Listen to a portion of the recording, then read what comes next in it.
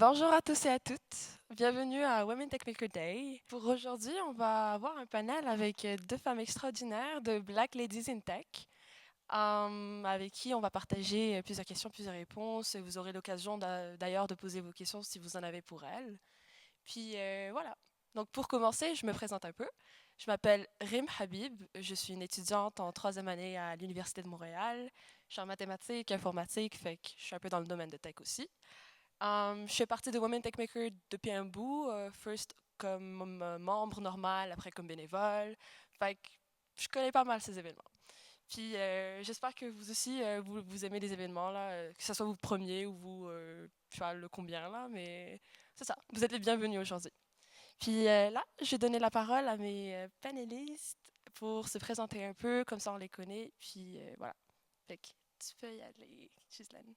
Bonjour, est-ce qu'on m'entend bien? Super. Ok, fait que je suis Ghislaine Boundia, très heureuse d'être ici. Je suis consultante en informatique, donc j'ai fait carrière en ingénierie télécom notamment. Et à côté de ce métier, il y a quelques années, j'ai fondé avec ma collègue et amie Nicole, qui est ici avec nous, l'organisation Black Ladies in Tech, qui est en quelques mots une communauté de femmes, de professionnels pour la plupart, une communauté d'échange et de partage basée à Montréal pour le moment. Donc notre objectif, c'est vraiment d'être cette communauté d'échange, d'offrir des services de réseautage, du conseil pour que chacune puisse apprendre des autres. Donc voilà, très heureuse d'être ici, puis de pouvoir partager un petit peu de nos bons et de nos mauvais coups peut-être. Merci d'être là pour nous aujourd'hui. Super. Alors, moi, c'est Nicole Kenmei. Je suis très heureuse d'être parmi vous aujourd'hui. Je suis consultante en informatique et spécialisée en cybersécurité. Donc, ça fait plus de 30 ans que je navigue dans ce domaine-là. Oui, on aura pas mal d'expériences à partager. Et puis, c'est vraiment un plaisir d'être ici. On a créé Black Lady in Tech avec Ghislaine, justement pour permettre cette visibilité et puis donner un modèle aux autres et puis donner aux suivants ce que l'univers nous a permis d'acquérir comme expérience. Donc, c'est un peu notre rôle dans la vie aujourd'hui. Voilà, merci. Merci à vous. C'est vraiment très formidable d'avoir créé comme à vous deux le Black Ladies in Tech. Ben, très ravie de vous avoir avec nous encore. J'aurais une question d'abord pour commencer, juste à introduire et tout. Alors, la première question, ça serait quels seront en fait trois tournants décisifs dans votre parcours en tech que, par exemple, tu sais, ils vous ont appris comment en fait à naviguer dans votre carrière et tout. Je peux Vous commencer pouvez si tu veux. vous Bon, échanger, oui. alors moi, j'ai commencé en tech, j'ai eu mon diplôme il y a très très longtemps. Mon premier mandat, ça a été, j'étais employée pour une SS2I. Je suis ingénieure en télécommunications en France et j'étais engagée dans une SS2I, ce qu'on appelle Société de services en informatique. Et mon premier mandat, c'était dans une entreprise où je m'étais occupée de l'annuaire d'entreprise. Donc, c'est vraiment les identités, l'unicité des identités dans l'entreprise. À l'époque, ça s'appelait X500.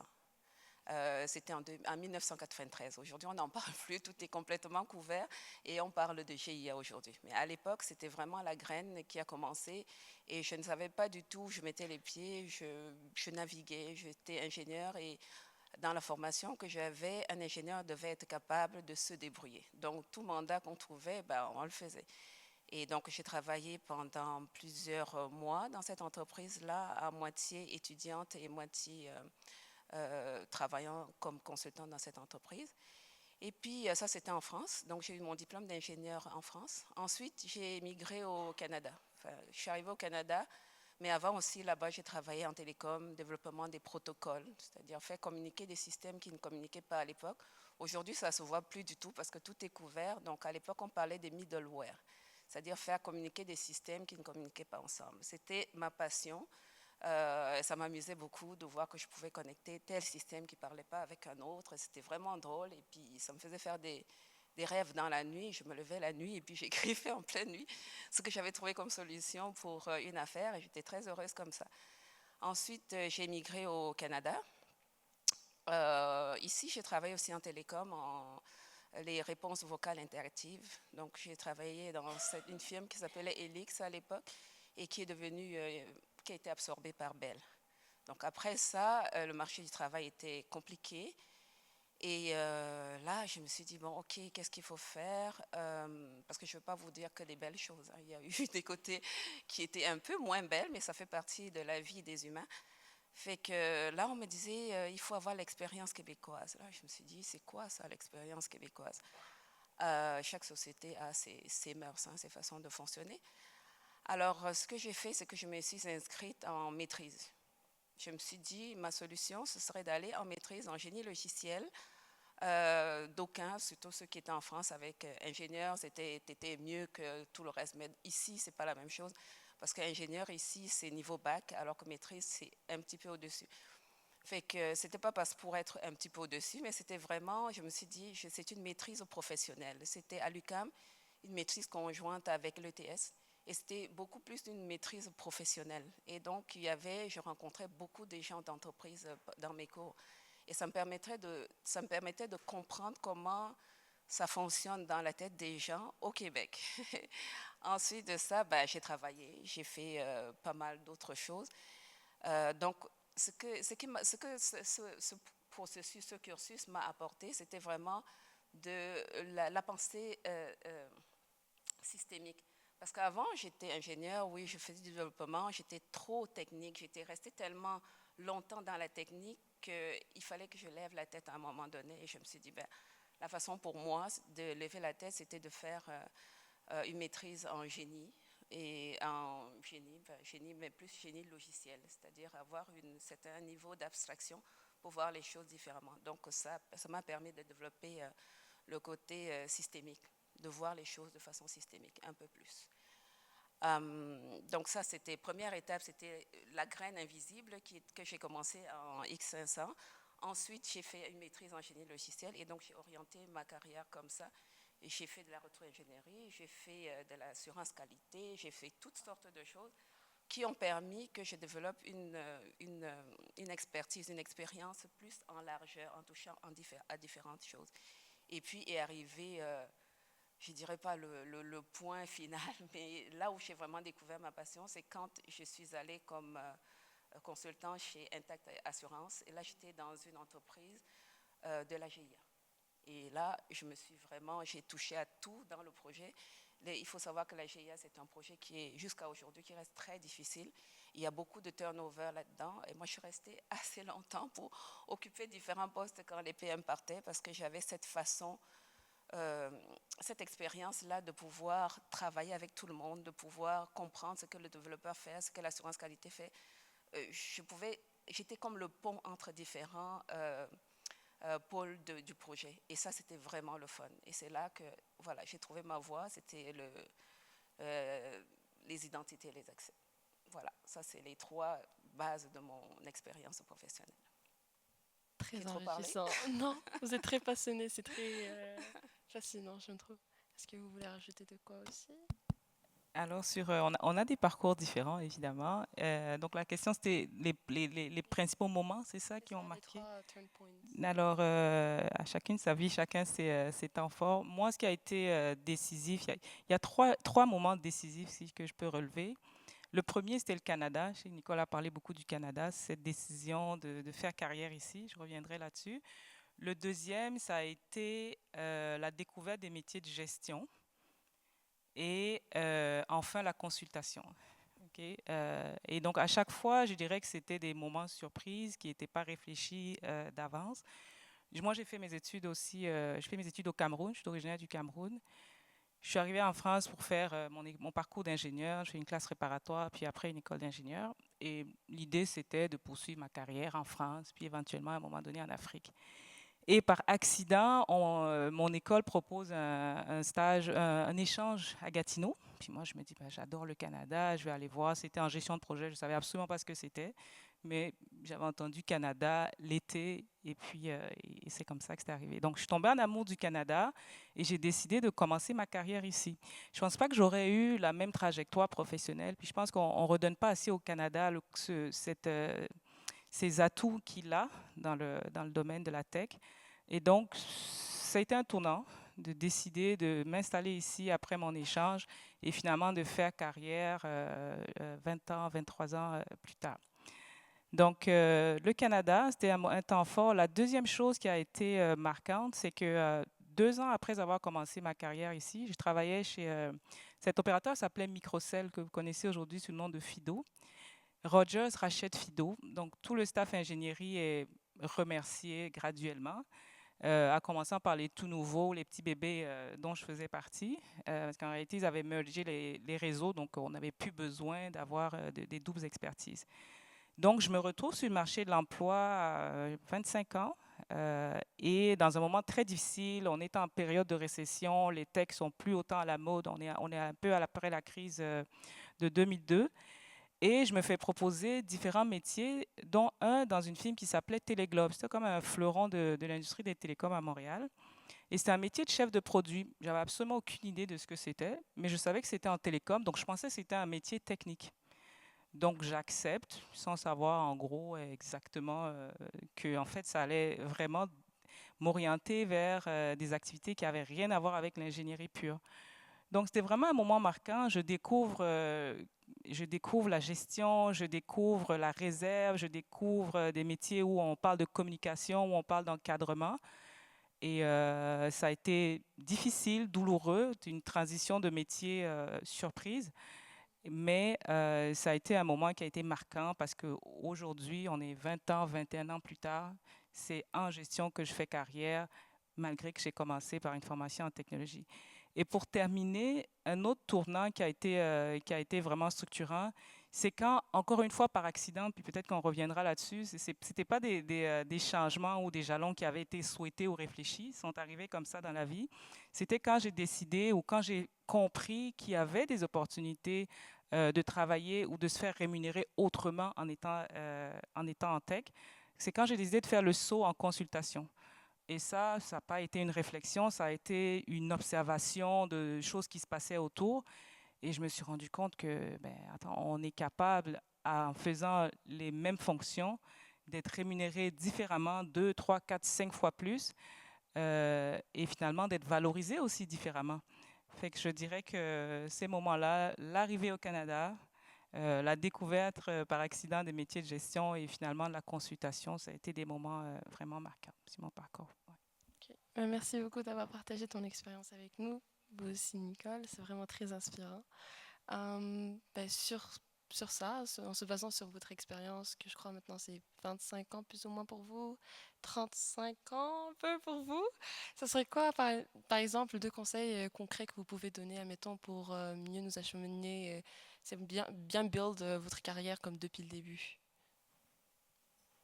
Euh, pour ma part, le constat que j'ai fait, c'est en fait que les 5 à 7 premières années, surtout en technologie, il y a tellement de spécialisation et de fonctions que je trouve que si on est un tantinet curieux, et je pense que les gens qui vont en TI, généralement, c'est des esprits très curieux qui veulent apprendre, qui veulent découvrir des choses. Je pense qu'il ne faut pas, enfin, pour ma part, je n'ai pas eu à me spécialiser dès le départ. Donc, j'ai touché à différentes choses. J'ai bâti, moi, une expérience en T. Donc, je suis partie en largeur, j'ai fait différentes fonctions, j'ai touché à différentes choses. Si on regarde le cycle de vie de logiciels, donc je les ai pratiquement tous faits. Et aujourd'hui, j'ai un rôle de conseillère parce qu'au travers de tout ça, j'ai trouvé ma spécialisation, ce que je voulais faire. Et là, je fonce là-dessus, je fais de la formation continue dessus. Ça ne veut pas dire retourner à l'université, j'ai ma dose de l'université, mais c'est de prendre des capsules de formation à gauche et à droite pour être à jour, parce que les TI, ça demande qu'on soit à jour. Et donc, c'est ça, pour moi, c'est formation, un profil d'expérience santé, une largeur, vraiment de toucher à différentes choses. Et après, se spécialiser. Et pour se spécialiser, ce que j'ai trouvé aussi qui était important pour moi, c'est d'être capable de documenter. Même quand vous êtes à une table de réunion avec d'autres, même si ce n'est pas votre profil, vous avez des gens qui parlent, mais qui ne documentent rien. Alors vous, si vous avez compris, ou vous avez à moitié compris, il faut rentrer et documenter.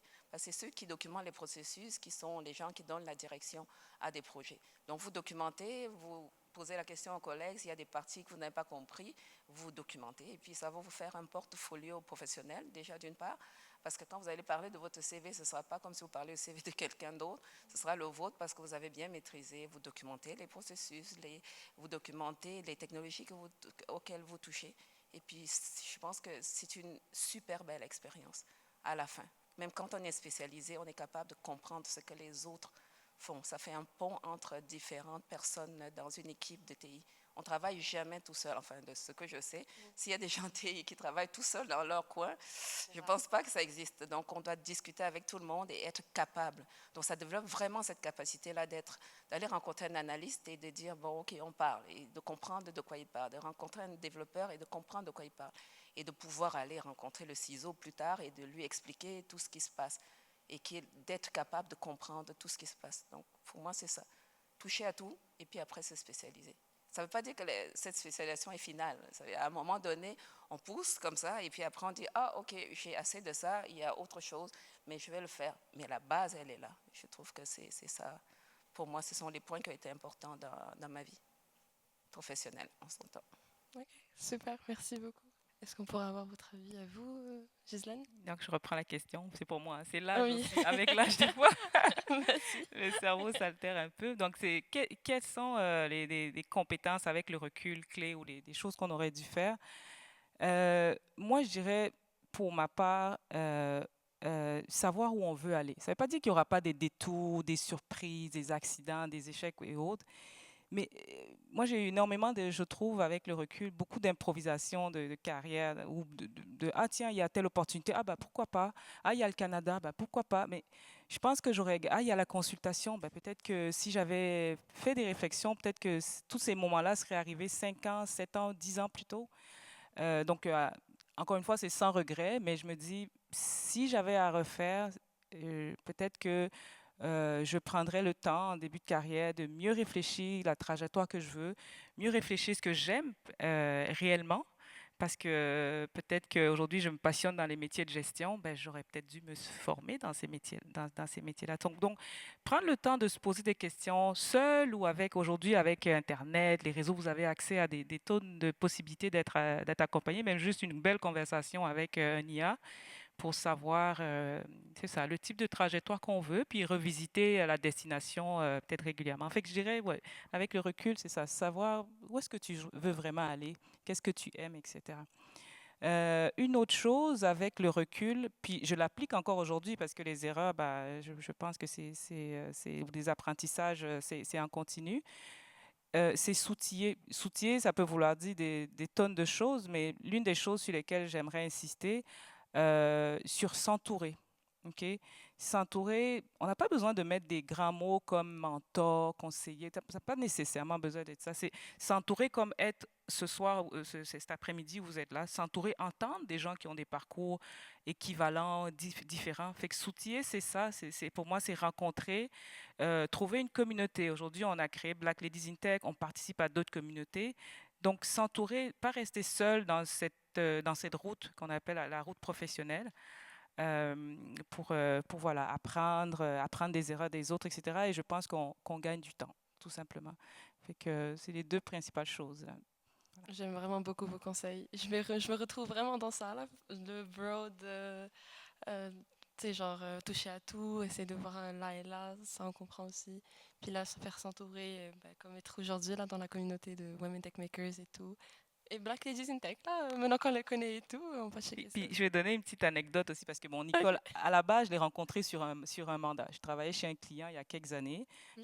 Je me permets, elle fait une Oui, petite oui, allez-y. déviation. Elle sait que j'aime bien cette histoire. Mhm. Et j'arrive pour gérer un projet et on me dit, bah, dans ce projet, voici le staff, puis il y a des architectes en sécurité. Donc, je fais la réunion et là, je vois une femme, architecte sécurité. Bon, déjà, c'était assez nouveau parce qu'il y a 15 ans, quand je travaillais dans les métiers tech, le métier n'existait pas tellement, et en tout cas pas représenté dans des projets. Et là, c'est une femme, c'est une noire. Personnellement, ça fait juste 4 ans ou 5 ans, j'étais un peu débalancée. Je ne savais pas que ça existait des femmes noires qui faisaient ce genre de métier-là. Donc, on est devenus proches, amis, etc. Puis avec beaucoup de partage. Et quelque part, aujourd'hui, donc, on était consultantes toutes les deux. Nicole, c'est une personne vers laquelle je me retourne aussi et vice-versa pour des défis ou des situations que je peux avoir. Donc, Nicole revient du Japon, je vous l'apprends. Et quand elle est revenue, je dis, écoute, Nicole, là, en ce moment, j'ai un challenge avec mon entreprise, puis ça m'accapare, j'arrive pas à trouver. Elle est passée par des situations équivalentes. En 5 minutes, ça faisait 3 semaines, pendant qu'elle se promenait au Japon, ça faisait 3 semaines que j'avais de la misère à dormir. Je ne trouvais pas de solution. En général, ça m'arrive assez rarement. Et donc, c'est ça, c'est s'entourer des gens qui sont passés par des choses, qui ont des parcours similaires. Ça n'a vraiment pas de prix. J'aurais peut-être fait 20 séances de thérapie, là, ça aurait pas fait le même effet. Vous voyez, puis c'est pas un conseil en l'air, c'est quand elle me parle, c'est qu'elle est passée par là. Mm. Et ça résonne complètement différemment. Fait que à tout âge, on apprend, à tout temps, on échoue, mais on peut pas être seul, ça va être compliqué. Voilà. J'aime trop votre amitié, c'est trop mignon. Vieille le Japon. Ok. Oui, moi aussi. Même avec toi. Ok. Mais du coup, pour passer à une autre question, avant de laisser peut-être les personnes parler ou de vous poser des questions si elles en ont. Euh, donc, de votre point de vue, mettons, quel chemin, en fait, dans la tech ou dans la société, tu sais, genre des organisations comme Women Tech Makers Montréal ou tu sais, les événements comme Women Tech Makers Day ou autres, en fait, elles sont en train de briser activement. Genre, c'est quel schéma qu'on essaie de briser. Puis, est-ce que c'est important, mettons, pour l'avenir de la communauté, mettons, genre de votre point de vue? Oh, oui, je trouve que ce sont de belles organisations qui se mettent en place parce que c'est, il y a de la représentation probablement, mais il n'y a pas de visibilité. Je vais dire, elle me voit en cybersécurité, elle se dit, oh, Elle est choquée. c'est la première fois que je vois ça. Mais non, il y a beaucoup d'autres femmes qui ont été, mais qui n'étaient pas, le système ne les visibilisait pas. Donc, ce qui fait que ben, tu n'avais pas l'exemple en face de toi. Il n'y avait aucun modèle. Tu ne pouvais pas penser faire quelque chose parce que tu n'avais jamais vu. Quand j'ai une fille, hein, et puis pour une petite anecdote comme ça, il y a une de ses amies qui est venue à la maison, quand elle est arrivée au cégep, il y a une de ses amies qui est venue à la maison, et puis elles étaient trois, ma fille et puis deux de ces filles-là, et puis elle me voit en train de travailler devant mon ordinateur, et puis elle demande à ma fille, qu'est-ce que ta mère, elle fait? Elle dit, mais elle est en train de travailler, ma mère fait moins de bruit, elle travaille. Ah bon, elle travaille devant un ordinateur? Ah, j'étais étonnée de voir des filles de 18 ans être surprises. J'ai dit, mais mince, je pensais que c'était à mon âge qu'on était peut-être surprise de ne pas voir. Mais non, elles n'avaient pas d'exemple. Et puis elle m'a dit, madame, est-ce que je peux vous poser une question? J'ai dit, mais oui, vas-y. J'ai fermé mon ordi, et puis je lui ai dit, mais c'est quoi? Elle m'a dit, mais parce que les femmes, en général, elles ne font pas ça. Moi, je ne pensais pas que les femmes faisaient ça. Ce que je savais, c'est qu'elles étaient enseignantes, qu'elles étaient travailleuses sociales, qu'elles citent tous les métiers où on trouve le plus de femmes. Et puis ma fille dit, ah ouais, moi, les amis de ma mère, c'est ça qu'elles font. Et puis j'ai dit, waouh, ok. Et quand on va en province, j'ai un ami qui est à Chicoutimi, donc j'y vais souvent. Et quand on observe, effectivement, beaucoup de femmes sont enseignantes ou elles sont infirmières. Et quand vous parlez avec les gens, ils ne savent pas trop c'est quoi vous faites. Elles vous disent, oh, vous êtes dans les assurances. Elles vont deviner tout, sauf un métier en tech. Donc je me suis dit, bah, il y a du travail à faire. Nous, on travaille, on a créé Black Ladies in Tech pour la communauté noire parce qu'on dit, en cybersécurité, on a 25% de femmes et une fraction de femmes noires. Donc, la sécurité étant quelque chose qui touche à tout le monde, d'être un groupe homogène pour travailler dessus, ben, on crée forcément des angles morts que les attaquants vont utiliser. Donc, ce que les associations font pour les femmes de communauté, c'est vraiment, vraiment important. Aussi, quand Obama est passé, il faisait sa campagne, ça a été un phénomène. Je pense que les gens l'ont ressenti au fond d'eux-mêmes. Moi, la première, je ne saurais pas expliquer. Je ne sais même pas c'est quoi ces défis. Bon, je peux supposer qu'en tant que président, il avait des défis de X et Y. Mais pour moi, de voir un homme noir et sa femme, Michelle Obama, qui parlent, pour moi, c'était des modèles. Et je me suis dit, yes, we can. Et je peux vous dire que quand il est devenu président, mes taux en tant que consultant ont changé. J'étais capable de défendre mon taux et de dire, c'est ça que je veux, c'est ça que je veux. Et on sait que nous, en tant que femmes, hein, noires ou pas, femmes déjà, on se sous-estime. Femmes, déjà, on est à se dire, oh non, on ne peut pas, parce que la société est très patriarcale. Donc, des exemples comme ça, des associations qui permettent de visibiliser les femmes, pour moi, c'est quelque chose de vraiment important. J'aurais aimé avoir ces modèles-là quand moi je commençais. J'avais que des modèles de gars. Je suis dans une famille de 7 où il y a 6 garçons. Et j'étais l'aînée, je devais tracer le chemin parce que dans la culture, c'est comme ça. Donc, je faisais toujours la chose qu'il fallait faire sans trop me poser des questions, mais je n'avais pas de modèle. Donc, moi, je trouve que ce qu'on fait, c'est vraiment quelque chose de très, très bien. Oui, I agree. Visibilité des femmes. Oui. Est-ce que tu veux ajouter avant de passer aux questions? Je pense que tu as pas mal tout dit, Nicole. Fait que, c'est super. Ouais, tu as bien dit ça. Merci. Ok, super. Donc, en parlant à toute personne ici, est-ce que vous aurez par exemple des questions à poser à nos panélistes, quelque chose dont vous êtes curieux, vous voulez savoir? Ah, allez-y. Ok. On est fiers de ça aussi. Puis je tiens juste à commenter sur ça aussi, avant de passer à l'autre question. C'est que c'est vrai que moi aussi, genre, j'ai remarqué ça. Par exemple, ma mère aussi, elle a fait plus ou moins les mêmes études que moi en maths et tout. Elle me disait, c'est l'une des seules femmes là-bas. Puis là, moi aussi, je fais des maths et tout. Puis là, je suis comme, OK, là, c'est un peu plus mixé. Là, ça fait du bien de voir des filles avec qui on peut travailler et tout. Fait que, yay! Est-ce qu'on veut laisser... OK. Oui, oui, oui, tu peux y aller. Hey. Parfait, merci. Puis, je vais peut-être rajouter Oui, sur merci Marsha, Black Ladies in Tech. Yeah! Il y a d'autres choses aussi. Je trouve que, disons, la possibilité de se déposer, de se reconnaître, pas juste d'inspirer, mais en réalité, on se reconnaît aussi les unes dans les autres. Et je trouve que c'est super intéressant. En technologie aussi, des fois, on a la possibilité, ou dans d'autres métiers, d'avoir des organisations qui sont très spécialisées. Donc, ça permet aussi de rester à la page. OK? Par exemple, moi, je suis experte en gestion de projet.